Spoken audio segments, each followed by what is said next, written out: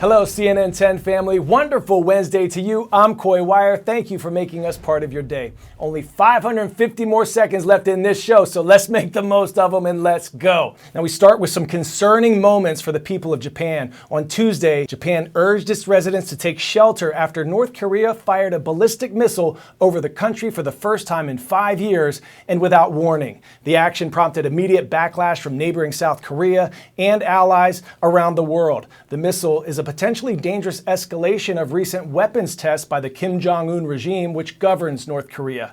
The country has been conducting a lot of missile tests. There have been 5 launches in the past 10 days, and Tuesday's launch marked their 23rd missile test this year. There were no reports of damage, but the unannounced missile triggered a rare nationwide alert system in Japan. Experts say that Tuesday's launch could be the start of more intense actions from North Korea. The president of South Korea said that North Korea will have to, quote, pay the price for their actions, but the ability to punish North Korea is limited because of resistance from China and Russia. Next up, we'll go to the country of Somalia, where families are wondering when or if their next meal will come.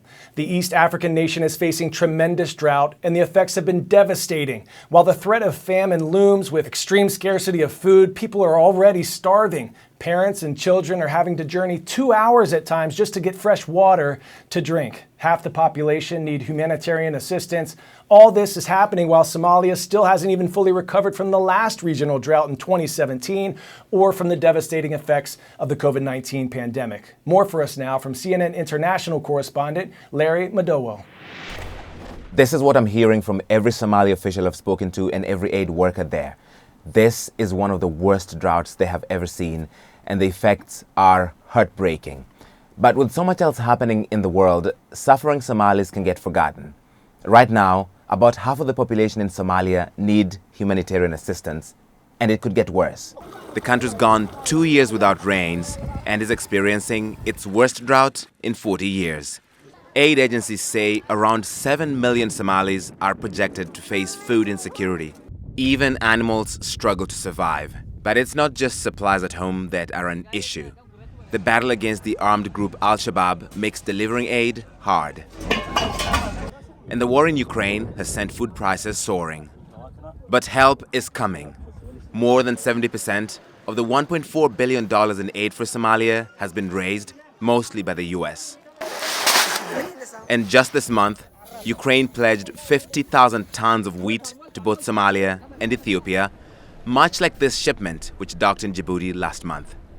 Somalia was already suffering from the impacts of the global pandemic, but add to that the effect of Russia's invasion of Ukraine on food supplies, but especially this severe drought has brought the country to the brink. The situation is so desperate that if nothing changes, more people could die. That is why that funding they're looking for will be so critical. Larry Madowo, CNN, London.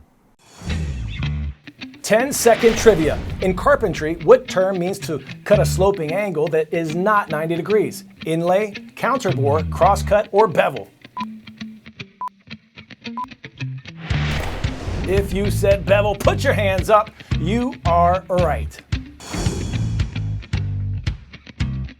We are thrilled now to introduce you to one of our CNN heroes, Nora El-Khoury Spencer. She's closing the opportunity gap by training women for careers in construction and helping them build new lives. Her nonprofit, Hope Renovations, offers free programs preparing women with the skills and certifications they need to find high-paying jobs in construction. I wasn't a handy person growing up. If my parents needed something fixed, they would ask my brother, and they just never asked me.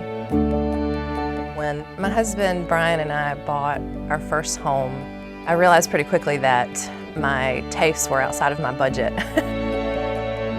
So I just started buying tools and trying to learn things on my own, and I figured out pretty quick that I was good at it.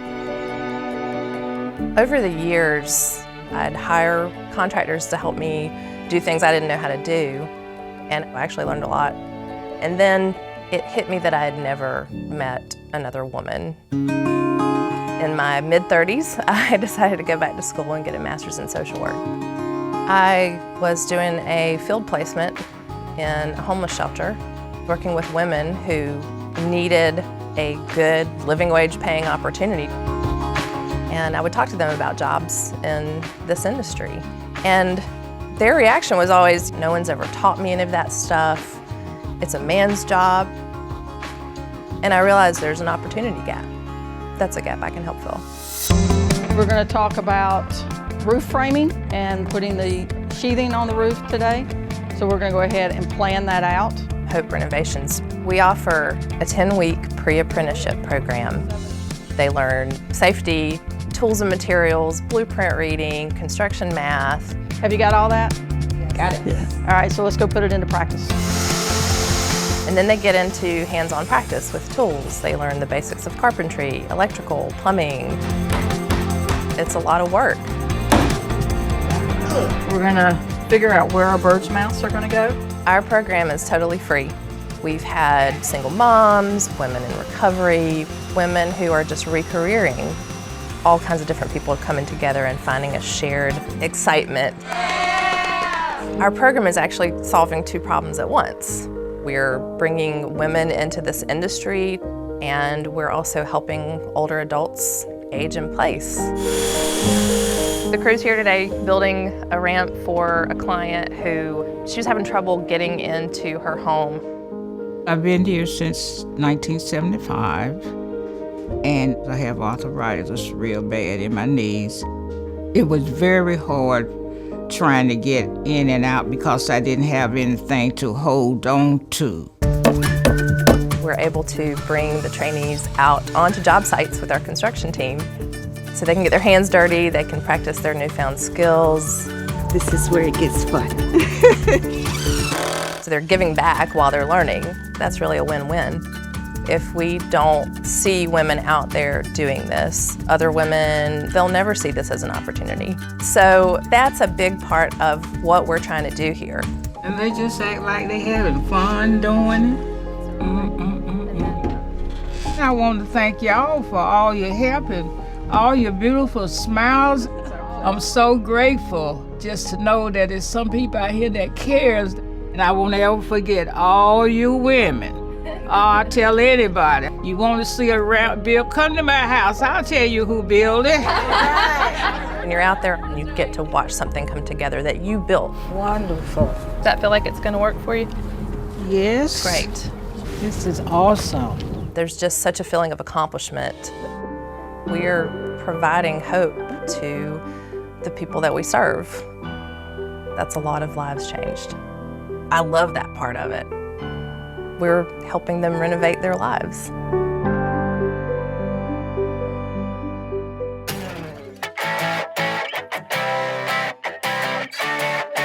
For today's 10 out of 10, we're taking you to the small town in Kentucky called Lake Malone, where something is askew. In the woods, you will find these creatures that mysteriously popped up sometime last year.